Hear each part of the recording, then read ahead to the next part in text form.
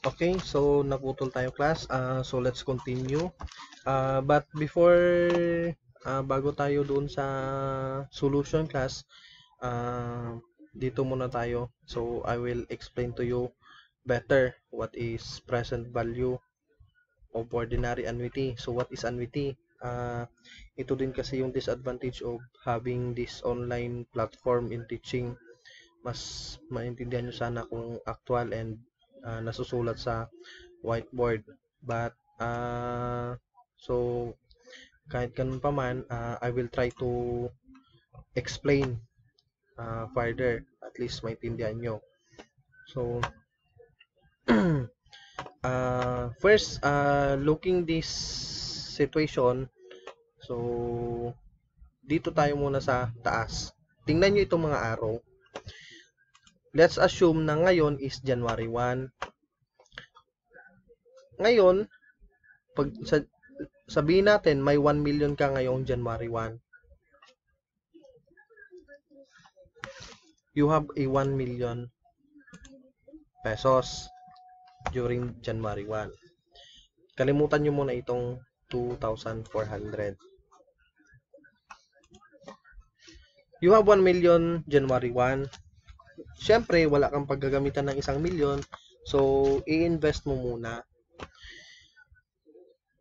By applying the ordinary annuity or annuity, by applying annuity or present value or future value rather.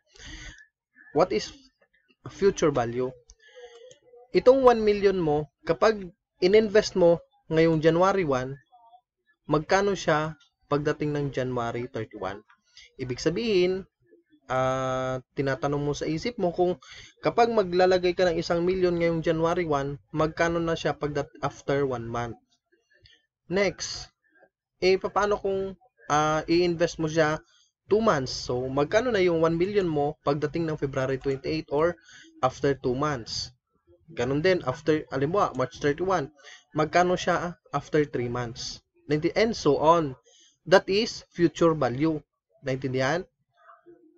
So, now, what is present value naman? You have 1 million today, January 1.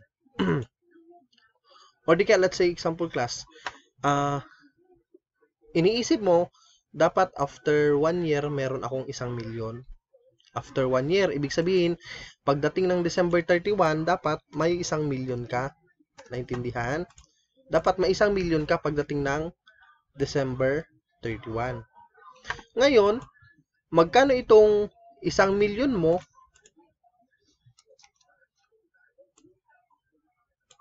magkano ang 1 million mo ngayon, January 1? Naintindihan nyo? So, that is present value. What is the present value of 1 million today? Naintindihan? That is present value.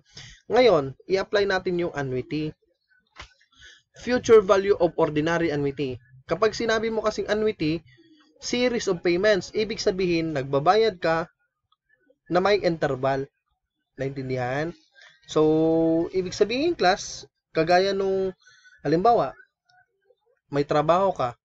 So, dapat buwan-buwan, mag-ipon ka. So, maglalagay ka ng 500 pesos sa alikansya mo.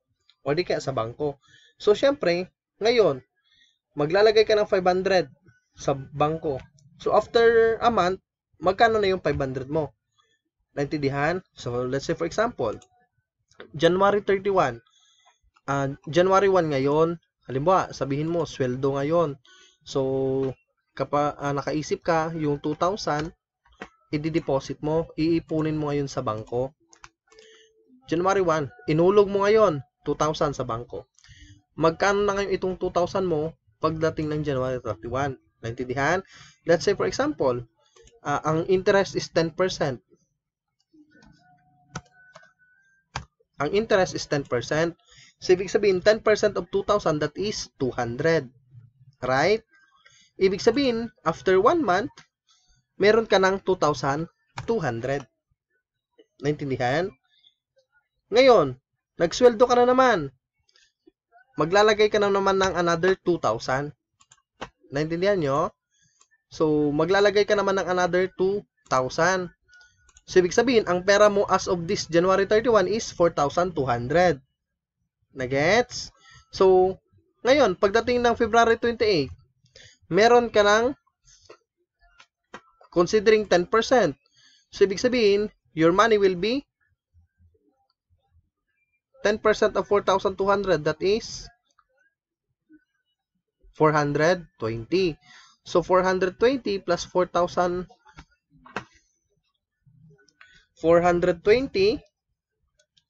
plus 4,200, that is, meron ka ng 4,620 as of this date, February 28. Naintindihan? That is future value. Nasa January 1 pa lang tayo, class, ha?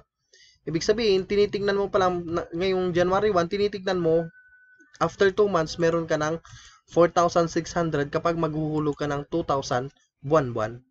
Considering may 10% ka na interest. Naintindihan? Ngayon, present value naman tayo. What is present value? Ang present value, class, is present value of ordinary annuity, series of payments. Naintindihan? Ibig sabihin, series of payment, merong interval. So, let's say for example, buwan-buwan, dapat mag-ipon ka ng 2,000. Naintindihan? Ngayong January 1, magkano yung 2,000 mo ngayong January 1? Naintindihan? October 31. Pagdating na October 31, itong 2,000, i-rediscount mo. Computein mo yung present value ng 2,000 pag ngayong January 1. Naintindihan? So, sabihin natin, class, since kayo, estudyante kayo, dapat after 10 years, may 1 million ka na. So, syempre, ngayon pa lang, isipin mo na or i-compute mo na kung magkano dapat ipunin mo ngayon. Naintindihan? So, magkano yung iipon mo ngayon para pagdating after 10 years, may 1 million ka. So, that is applying future value of ordinary annuity. Naintindihan? So, let's go to the discussion natin sa here. So, dito tayo, class, sa exercises number 1. Determine the amount of annuity of 1,500 every end of the 3 months for 2 years and 3 months. The money is worth 12% converted quarterly. Okay, so here is the solution, class. So let me have you an illustration. So i-illustrate natin ito. Exercises. Determine the amount of annuity of 1,500 every end of 3 months. For 2 years and 3 months, money is worth 12% converted quarterly. So, dito tayo, class. Ito daw yung sinasabi sa problem. After 3 months daw, magbibigay ka or mag-iipon ka ng 1,500. Ngayon, magbabayad ka ng mag-iipon ka ng 1,500 for 2 years and 3 months. So, sabihin natin, March, June, September, December. 1 year na ito. Naintindihan? This is the first year. So, next naman, class, this is the second year. Naintindihan? So, this is the second year. First year, second year. So, ibig sabihin, 2 taon at saka 3 buwan. January to March 31. So, sabihin natin, let's say for example, this is 2020. Ito naman, 2021. Dito, 2022. Naintindihan nyo? So, nakita niyo yung scenario. So, the question, class, is magkano daw yung 1,500 dito sa March 31? Naintindihan? Kasi future value yung hinahanap natin. Future value of ordinary annuity. Magkano yung Kapag itong 1.5 inipon mo, magkano silang lahat?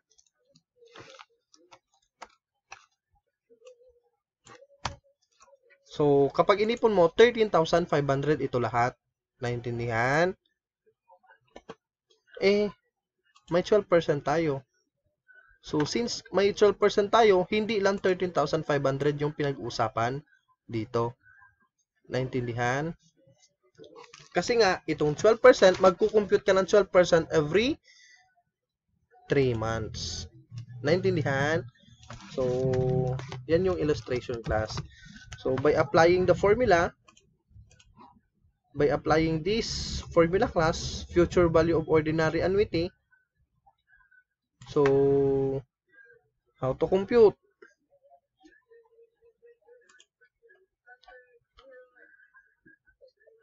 By applying this formula. So, R, that will be 1,500. 1 plus I. So, compute for the I.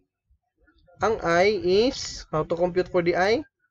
J over M. So, yung J over M natin is, the J is 12%. Naintindihan? The M is 4. Raised to M. 4 multiplied by 2.25. Naintindihan? Minus 1 divided by J over M. So, the result, so, ito yung computation class. Dito muna kayo sa loob, 1 plus J over M. So, yung J natin is 12% divided by 4. So, that is 1 plus 0.03. So, 1.03 raised to M. M is 4 multiplied by 2.25 minus 1, 8. Ibig sabihin, class, 1.03 raised to 8. So, that is 1.26677 divided by J over M. That is 0.03. 42.22 multiplied by 1,500. So, the answer is, okay, so, if, kindly compute class ha. So, if you have the calculator, so, for a separate, so, this is how to compute. So, kung may mga calculator kayo, so, pakilagay sa calculator nyo this computation. Open parenthesis, 1,500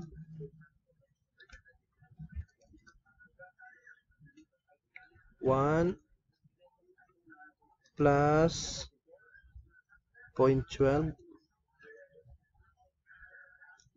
divided by 4 close parenthesis raised to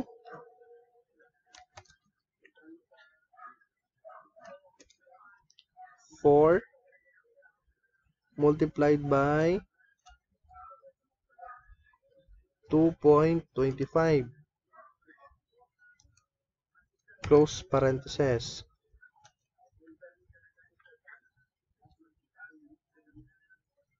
minus 1